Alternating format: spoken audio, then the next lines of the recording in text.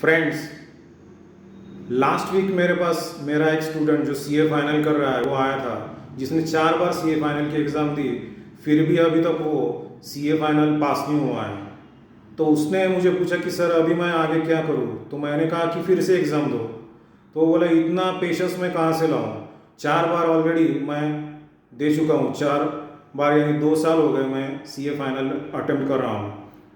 तो मैंने उससे कहा कि पेशेंस बहुत ही इम्पोर्टेंट है, कोई भी तुम्हें लक्ष्य पाना है तो मैंने एक एग्जाम्पल दिया जो कि हमारे रामायण में राम भक्त शबरी जी जो है उनके बारे में था। शबरी जो है वो जंगल में रहने वाली जो एक महिला थी, वो बहुत ही बड़ी राम भक्त थी।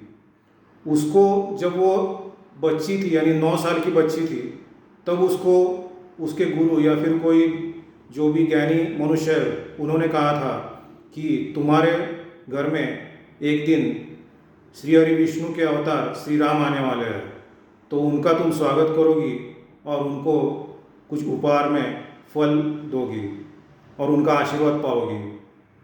तो ये बात उसने 9 साल की जब वो लड़की थी तब ये सुनी थी और उस पर उसने विश्वास किया और आगे 84 इयर्स वो रुकी। यानी जब श्री राम जी उनके कुटिया में आए थे तो उसकी उम्र, शबरी जी की उम्र 93 इयर्स की थी।